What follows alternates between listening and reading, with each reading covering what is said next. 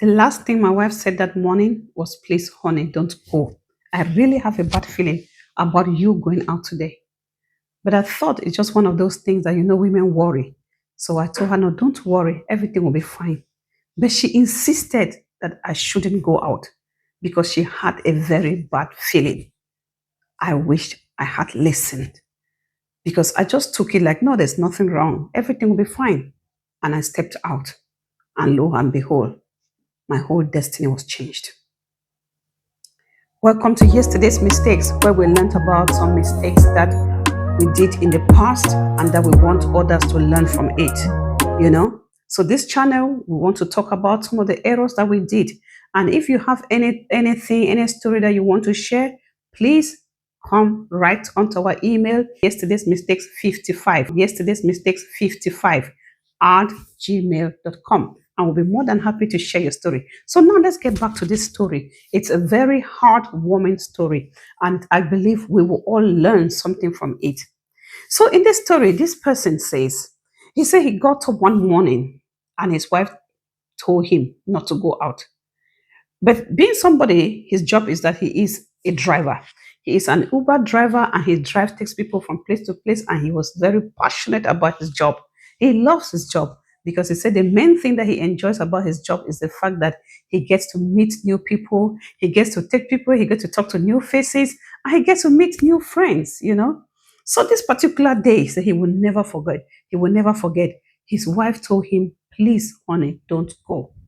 I have a very bad feeling. But he said, no, no, no. I've got people that are waiting for me. If I don't go, and some of them have very long distances. Some of them have already booked me. If I don't go, who will take them?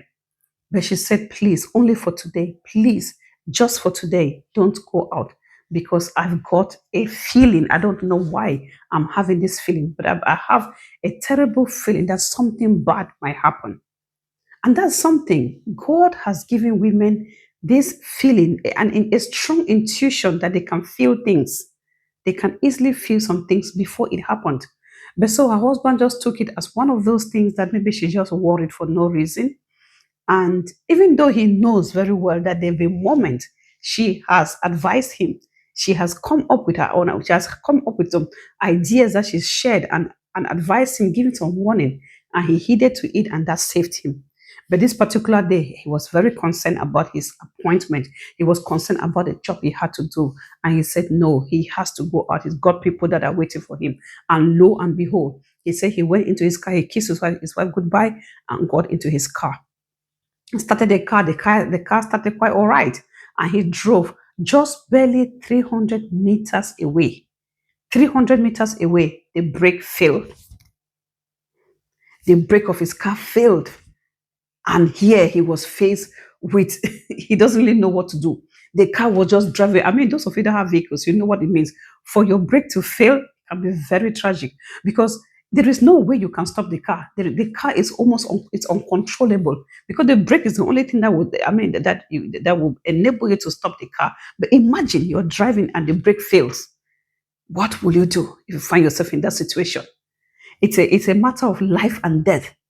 So this man immediately, 300 meters away from his house, his brake failed. And immediately he remembered all what his wife was telling him. Please, honey, don't go out. I have a very bad feeling that today something might happen. And he said he had, within seconds, he had to decide what to do. Either to just continue speeding like a madman and crash into vehicles in the road, or to go and hit the wall. That was something he had to decide. And so he decided immediately to just steer the car towards the wall. And that is how he went and crashed into a wall.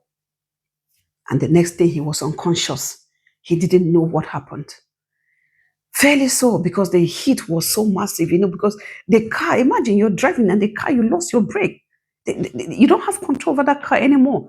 At least the only thing that he could do was that he struggled to steer the car towards the wall. This is almost like a conscious accident because you're driving into that wall. You know that this is it.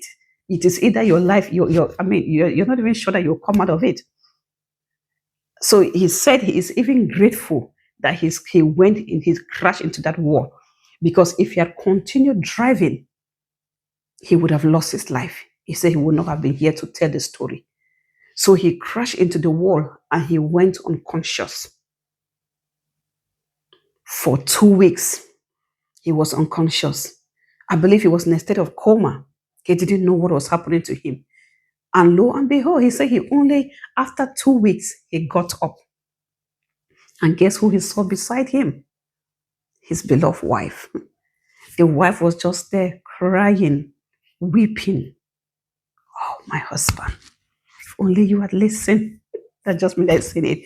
But he saw his wife weeping, tears streaming down her eyes. And the moment he opened his eyes and saw his wife, guess what the wife said? He said the wife said something that warmed his heart. The wife did not blame him. She didn't say, I told you and you did not listen. Remember, I warned you. No, some women, careful what you tell your husband. I know we can be right at times. We're always, most of the time we are right, but it's not every time that you have to always come and say, I told you so. She just looked at him and told him, I still love you. I still love you. He said, and that warmed his heart. But he heard it and he was like, wait, what does she mean? I still love you? Because I'm here. It's not as if I'm dead. And I mean, obviously, so what? Why would she be saying, I still love you? So he didn't know that anything had gone wrong with him. He was unconscious. He was unconscious. He's just coming out of unconsciousness because he was unconscious and now he's just gaining his consciousness. And the wife told him, I still love you. So he was a bit confused, but but that gave him some reassurance to say, oh, my wife, she's not blaming me. She's not telling me now we've lost our car. She's not telling me I want you and you did not listen. But she's just saying, I still love you. So it didn't click until he just smiled at her. And then he said he wanted to get up to go use the toilet. And as he tried to get up, that's the moment he realized his legs were gone. He had no legs. The shock. Imagine. Just imagine, put yourself in his shoes. You are unconscious. The last thing you remember is that you were walking and you entered your car and you were driving, and then you found yourself in this hospital bed, and now you're getting up. Okay, let me just go and weep like I always do. And then you want to get up and you don't feel your legs. You have no feet, you have no legs. And he looked down. The shock. He said he was shocked. And suddenly the reality dawned on him that his life has changed forever. His life has changed forever. Suddenly, the things that he used to take for granted, he would just get up, run to the toilet, come back, you just get up, go here and there. Those legs that he used to take for granted, suddenly it became a privilege for him. He was now looking at people that can walk, and that was a privilege. Suddenly, the privilege that he used to have, he had no more. And he has to wait on somebody to help him, to take him out, to go use the toilet, to somebody to put him on a wheelchair, to push him. He had to be dependent now. Somebody that was totally independent. He did his thing the way he wanted to. All of a sudden, your life changed forever. Just because he didn't listen to his wife's warning. He thought, oh, had he listened? Suddenly he remembered how his wife warned him and insisted that morning that please don't go out. I've got a very bad feeling about today. Please, the customers can wait. The people can wait. Only today, just today, don't go out. He said, oh, if only he had listened, his life would not have been the same. Yesterday's mistakes. We're sharing these stories so that we can all learn. And I just want to use this opportunity to say, please, if you're a married man, please, men, listen to your wives. There are some things that women can feel it. They can't explain it, but they can just feel it. And that's just the blessing that God has given them. And if they are warning you, please listen. Because a lot of the times you will realize that they are always right. This man, he said he didn't listen. He thought it was just one of those things, okay. And that cost him his legs. If only he had listened. A costly mistake of not listening to his wife. At times, a mistake that would happen just within seconds, can make us to live a whole life of regret. Learn to listen. Learn to listen to your spouse. The wife also must listen to the husband. But I just want to say, husbands, please, when your wife comes telling you that she has this feeling, most of the time their feelings are hardly ever wrong. It is a blessing that God has given them. Take advantage of it, and it will save you loads of troubles. I believe we all learned something new today, to listen. If we've not been good listeners, we want to listen more. As much as we sympathize with this person that lost his legs because he didn't listen to his wife, he said he is grateful even for the fact that he is still alive.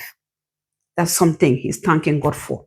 The fact that he is alive to tell his story, because he could have claimed his life, but God gave him another chance so that he can live again. So whatever it is, whatever mistake you have committed, there is still always a second chance. There's still a way out. It is not the end of life. They always say there is light at the end of the tunnel. So don't beat yourself because of that thing that you did. We are all sharing these stories so that we can all learn from it. And that's why he is sharing. He said he's sharing so that people will learn to listen to their loved ones. So I believe we have all learned something. And thank you for watching. Please do subscribe. Please do share. And God bless you. Till we meet again next time. Bye bye.